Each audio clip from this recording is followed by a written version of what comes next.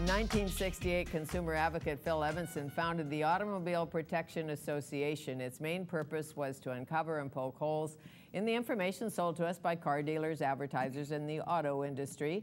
This association led him to write a series of no-nonsense car manuals which warn us to buy or not to buy cars, even though the exterior is pretty and the engine green.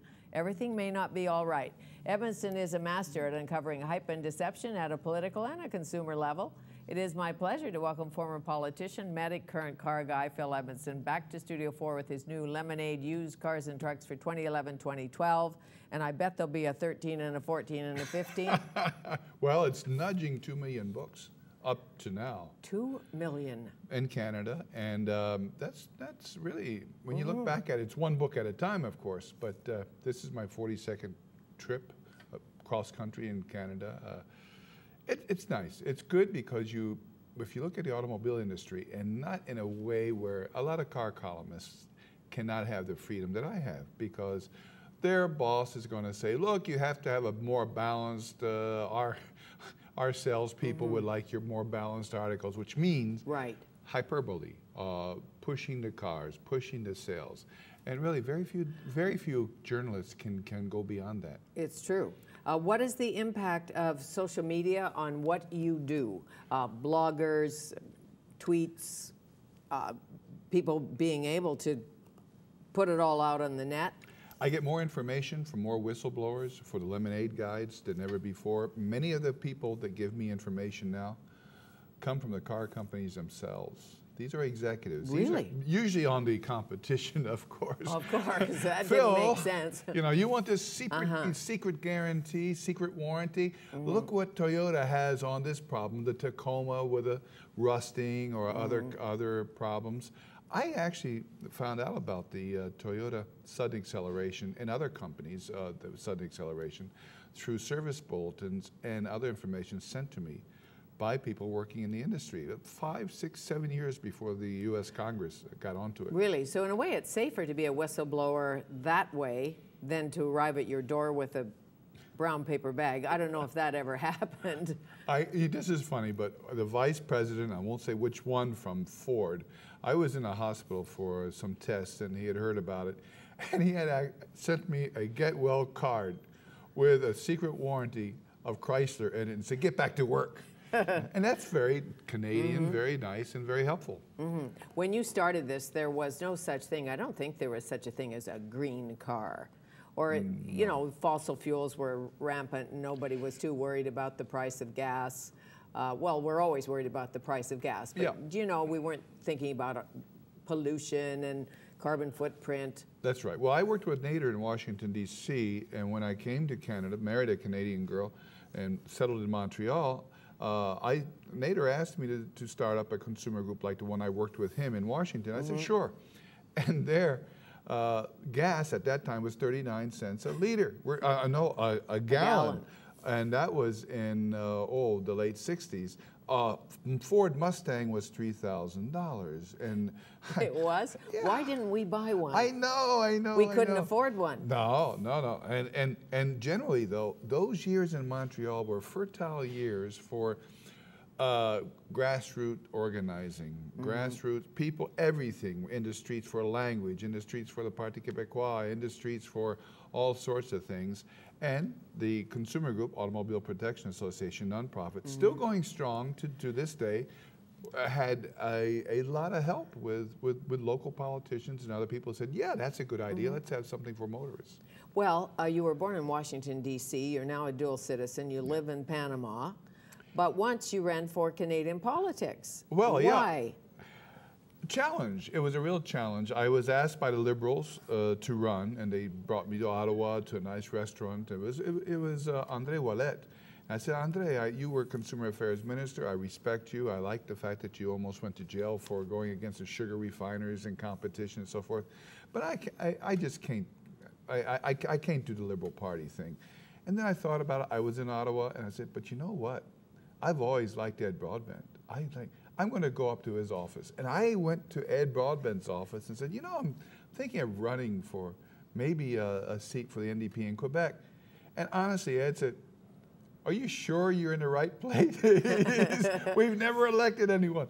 And sure enough, they were running at 5%, and I ended up winning 69% of the vote in a by-election, and I stayed for 3 years, and that was enough. I mean, with Bob Ray's help and others, Harcourt here when he was provincial premier, we were able to get class actions as a recourse for consumers across Canada, automobile consumers. Right. Very important. Also, no-fault insurance, very important.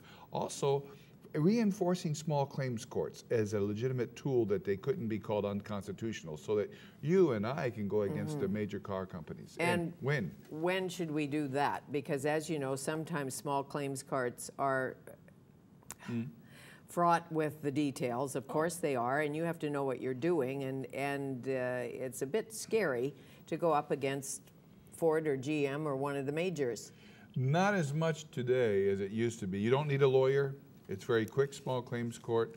The judges who sit in small claims court are usually those who are picked from the normal population. They're not really in ivory towers anymore. Right. And they probably owned or were thinking of owning the car that you're complaining about.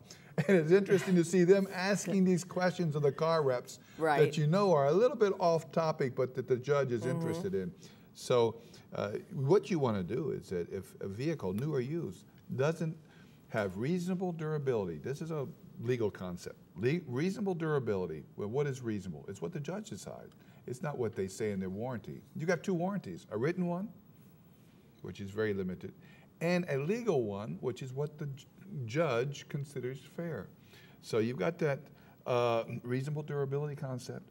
The other concept is they call it res ipsa loquitur, which means the problem. That's Latin. I know, yeah, it means it's Latin, but it means the issue, the problem speaks for itself, that it's not your responsibility, in the sense that airplanes should not necessarily fall from the sky, wheels should not come off of cars. You don't have to prove why it came off of the car. All you have to do is show that it did, and it wasn't you who did that. And the other thing is a balance of probability. Judges uses this. Now, what is more probable?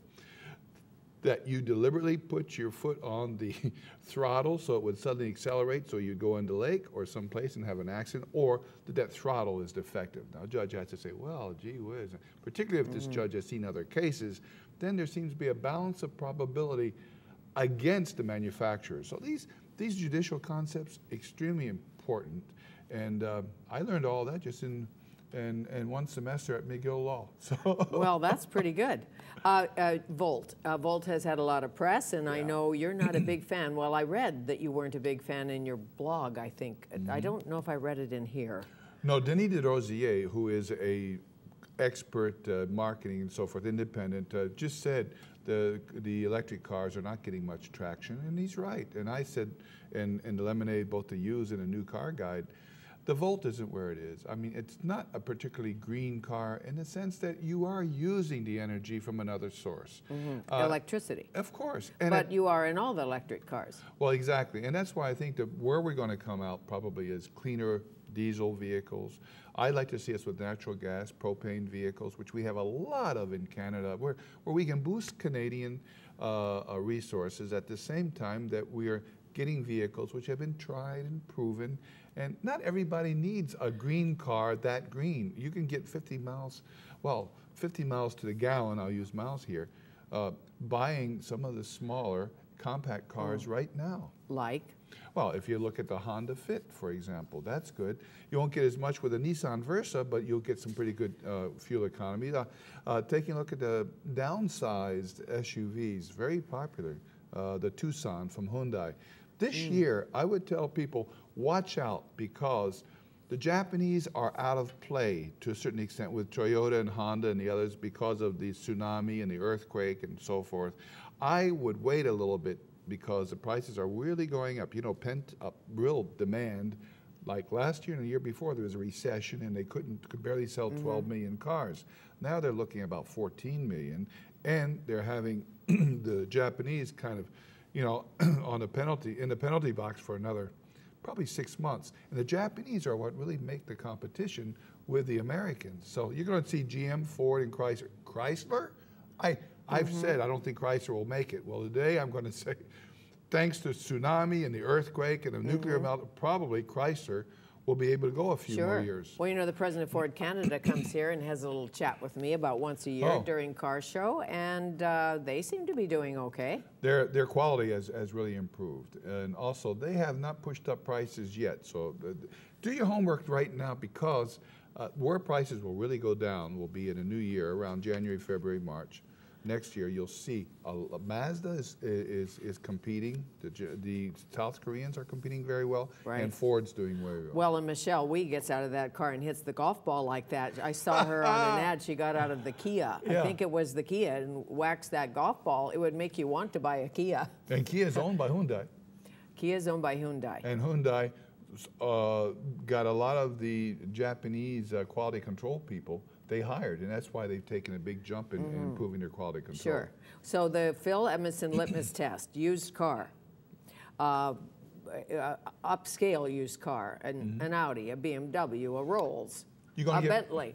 You're going to get few of them this year, because people, rather than giving them back to the dealer, you know, through the through the different leases, they are buying the vehicle from the dealer. The dealer didn't know how much the vehicles were really going to just jump up in price.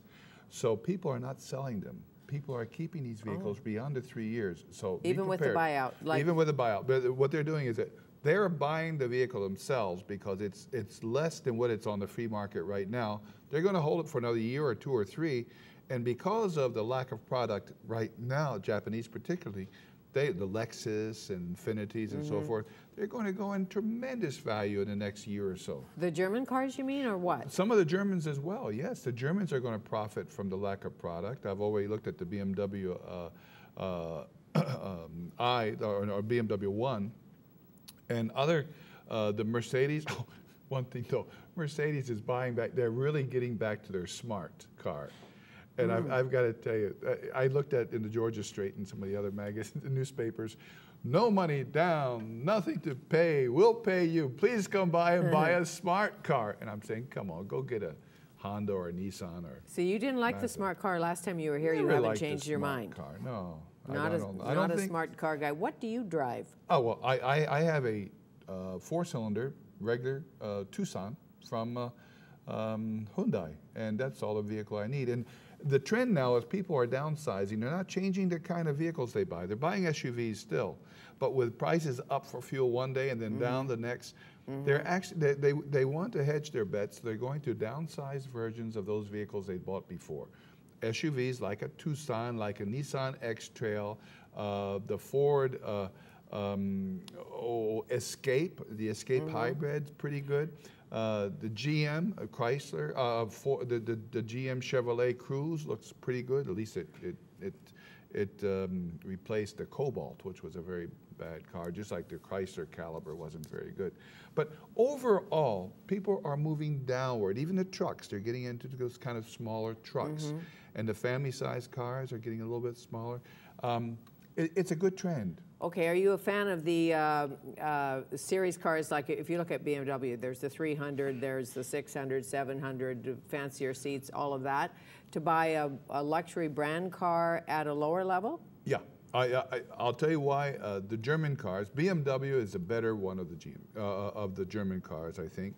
Audi, Volkswagen, acceptable, but after the 5th, 6th year, if you take a look at consumer reports, surveys, you see all these black dots, particularly because they are very sensitive to environment and the way that they're maintained and having the proper components. They're not very forgiving, and you cannot go to independent garages that easily because they require special diagnostic equipment. So overall, I say, nah, really, why burden yourself with having to go, if you don't get along with the dealer too, or the dealer charges really high prices for the repairs, check it out first, and if it's okay, then go ahead. But generally, German, European, and I shudder to think how the Fiats are going to do with Chrysler because they've got a lousy reputation in Europe. Fiats? So, Fiats, and they're coming on in the next few months. Cute. They are cute. Mini Cooper is cute, but I wouldn't buy one, mainly because of the production, the quality control is not up to snuff. But those Fiats, they're so European. I don't see you in a Fiat. I see you in an Audi. I see you in a BMW. I see you in a Mustang This year's Mustang 6-cylinder is better than Really? last year's V8. Really? Oh, yeah, sure. A So I nice better racing call green. the president of Ford. Oh, yes. I better get on it. Yeah, this year. Oh, nice to see you. Thank you for doing this yet again. Phil Edmonston, Lemonade, 2011-2012, used cars and trucks, 30 years of best buys, worst buys, defects that kill, more secret warranties, and how to get your money back.